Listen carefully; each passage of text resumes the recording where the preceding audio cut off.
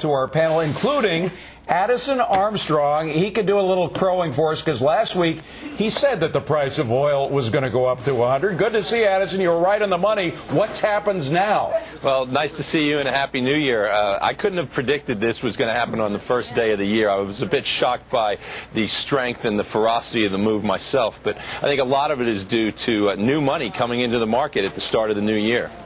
Kevin, what about the fact that we've seen a couple of things that all matter to the oil market, such as unrest in Nigeria? A couple of people were killed in protests in the past couple of days. We also have lowest inventory since 2005. So all of those things on a scale of 1 to 10 are each about a 5. But when you put them together, what does it really add as far as a punch to this price? Absolutely. All those factors you say, we add them up and we get this $100 price, maybe even higher. The big thing I'm concerned about is this ongoing refinery capacity problem, which is a big part of that pie. If we see that continue to be low, refinery capacity, that could drive it even higher. That means we don't build enough refineries. Exactly. And we don't have enough. There's not enough room at the end. They can't make enough oil and heating oil and gasoline. We import. I mean, there's refinery capacity outside the United States, and by the way, yes, in places like Venezuela, we haven't built other places in Europe, for example, where they use a lot of diesel fuel, and we get to have their gasoline. Look, we haven't built new refineries, but we've added to existing refineries, and we've increased capacity at existing refineries over the last 30 years. The fact is, year over year, gasoline consumption in the United States ending 2007 did not increase. That's the first time for forever, basically, that we've seen something like that. Okay, and by the way, we're putting up a milestone here. If you can look at the bottom figure, the top one is bad enough, but the bottom one, as you can see, it's down below 12,000, below 13,000, just below 13,000. That's sort of one of those bellwether marks that may or may not be significant. It happened a couple of weeks ago and then came back up, but it is a floor that concerns traders. There may not be a bottom to that floor, but we'll be monitoring it very closely. You would have to believe that the oil price that we saw today touching $100, bringing down the Dow Jones transports 110 points, that's no small chunk of change, has a lot to do with the sentiment of this market and why this is coming down. Yeah, and look, it's psychological. Like I always say this thing, that Wall Street acts like a 14-year-old boy in a Playboy magazine. They see this far in front of them, their bed is, let's sell, buy, sell. It's just nuts, and they overreact to almost everything. What should people watching do? Get out of the way. Washington? Oh, my God, please. Okay, this is my message to Washington. People watching. Oh, people watching.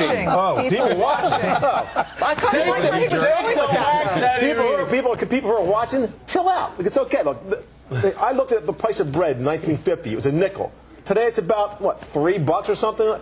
Things go up. Why? Because they use things. And right now, the global demand for oil keeps going up and up. Mike and I disagree on this, but if you have an economy, a worldwide economy is growing at 6%, oil prices are going to go up.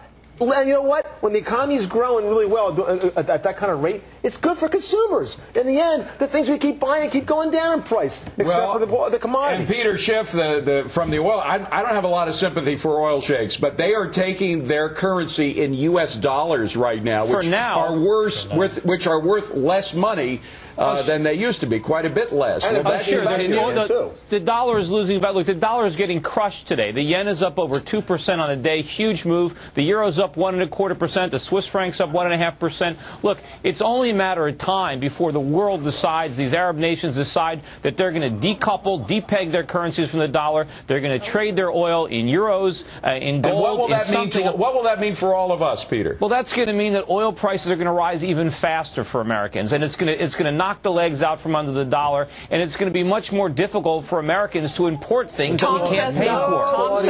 I'm going to tell you why it's not going to happen, because the United States economy is so big that a modest increase, you can almost expect almost every year. That's exactly what you thought real estate last year. It becomes the safest place to put your money. Yeah. That's why they're not going to take money in euros or yen or yik-yaks or whatever. They're going to take the money and they're going to come back into America. They're getting killed in the world. They're getting killed in dollars. The Dow got crushed last year. It was down 25% in terms of gold. They're not getting killed. They're making so much They're making so much money they're not concerned about it. Here's my question, They're not. The world is getting killed on their dollar holdings. Mike, Look, it sounds like a broken record every time you say yes, but the dollar's so weak, and a lot of people don't really understand what that means to them. At some point, this is going to be a serious thing. I sense it, because if you have that weak currency, unlike what we had in the late 90s, which was a very strong currency, people were more buoyant at that point. Liz, your sense is wrong. I hate to tell you. And you cannot be a global reserve currency. Defend me, Peter. Look, the United States is the last remaining superpower. For 2 centuries,